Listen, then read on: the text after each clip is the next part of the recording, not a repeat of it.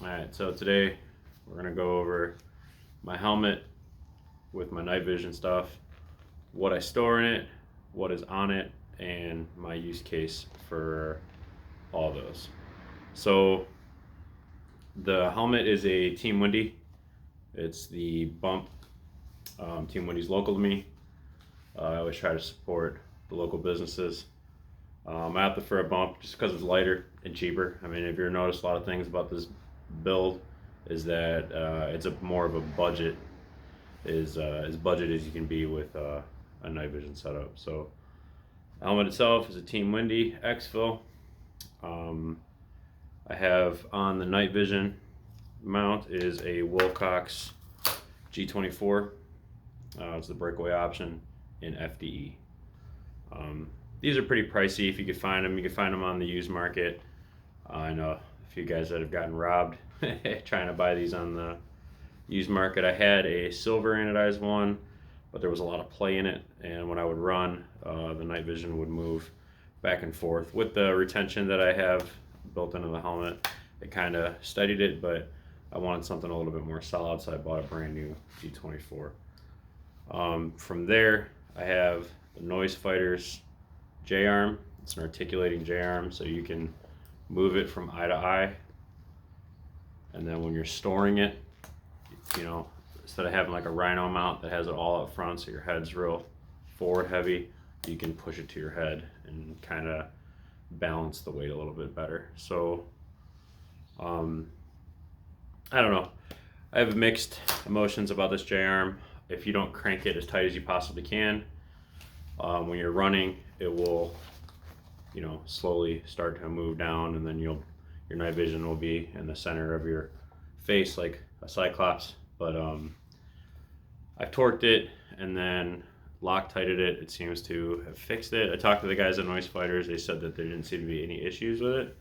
I brought it to them in person at East Coast Night Shoot, so I might end up opting for the newer one, the metal one that they have, and see if that's any different. But it's what I have. It's what that was out when I bought it. It's the only articulating one I could find at the time, so that's why I have it.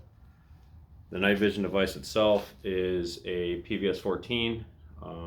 It is a Photonis Echo tube, white phosphor. So I got this from Steel Industries a long time ago now. Not even sure of the year, but at the time they were really cheap. They went up in price since then. I think I got this thing for like $2,800. It's a budget for sure. A lot of people shit on Photonis. They call it Portonis, and I'm okay with that. But the image is really clear, like crystal clear. The only time that I have a problem with it is when there's zero ambient light, just like any other night vision. It struggles. But other than that, I'm very happy with it. No blems. I spec'd it out when I bought it. Got a high FOM. It's a nice unit. I like it. On the front, I have a scope cap. It's like an Amazon thing, just when I have it. When there's light out still, I don't want to get it damaged, or when I'm storing it. I also store without the batteries, so it can't turn on anyway, but you can still get blems in it if you're sitting in direct light. So I put the cap on it. Inside there, I have one of the eBay diopters. This is just a cheap build. Instead of paying ridiculous amounts of money for the Matt Bach diopters, I think this whole setup was like $50, maybe even cheaper.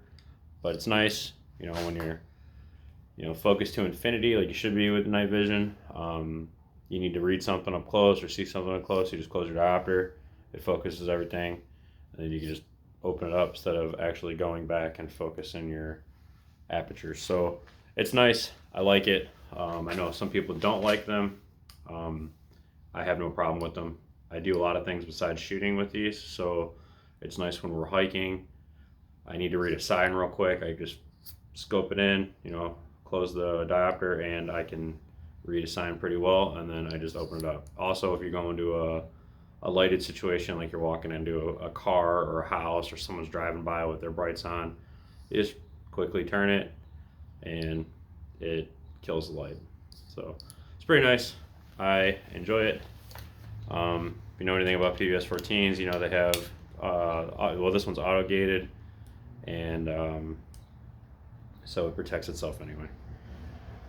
On the helmet, I have some scrim that I made myself, bought it off Amazon, and then cut it to shape the helmet, put it underneath the cover. So, I don't know, it's a good look. I like it. I don't know, breaks up the pattern of the helmet. I think like helmets without covers look goofy, they're real shiny, and then I just don't like the way they look. So underneath that, I have a Team Windy helmet cover. On the back, I have a TNVC Mohawk. It's kind of hard to see with the scrim on it, but it comes up in here. Then there's battery plus counterweight storage in the back, and then I have a Unity IR light and strobe. These things are cool because they're cheap, but I'll be honest with you, I never wear it unless we're like hiking in 2 different groups or doing like some night vision land nav stuff or something like that, or I need to find someone. They're okay. If you can look real closely in there, you can see that the glue is starting to separate from the bottom of it, but these are throwaway, they can't recharge, so it's no big deal. If it ends up being a big piece of shit, I'll just take it off, throw it away. I have multiples of them. So if you go back from there, this is the battery and counterweight pouch. I keep it glow in the dark. Spectre Solution, shout out to Devin. Patch on the back. These are the night vision leagues I shoot. Super solid guy, cool company, so I rep them as much as I can. Gotta support their homies.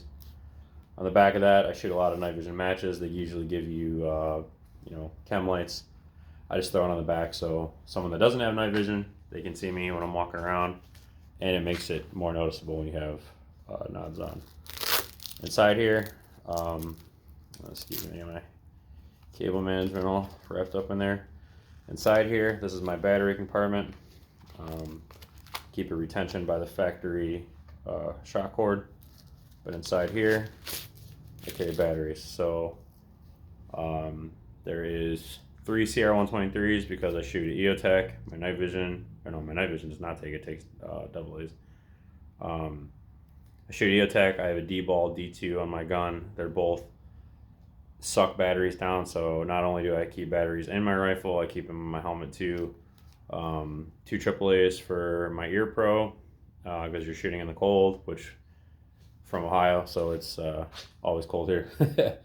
And then it's for my ear pro because they die a lot, and then another battery for my night vision. I'm actually missing one because the last match I changed my battery out, so I got to replenish that. But that just goes in there. Normally this tape on the back, I keep a red dot battery for my pistol underneath this. I actually think it might be in here. Maybe not, I might have took it out. And then inside there is my counterweights to, counteract the forward heavy of the helmet. So that's what I keep in my Mohawk. And you'd be surprised, I go through this a lot, or I'll see guys with night vision and they'll be like, oh, my battery's died. And I'll be like, oh, do you have anything in your counterweight system? And they don't. So I usually just give them stuff out of mine, which is annoying, but whatever.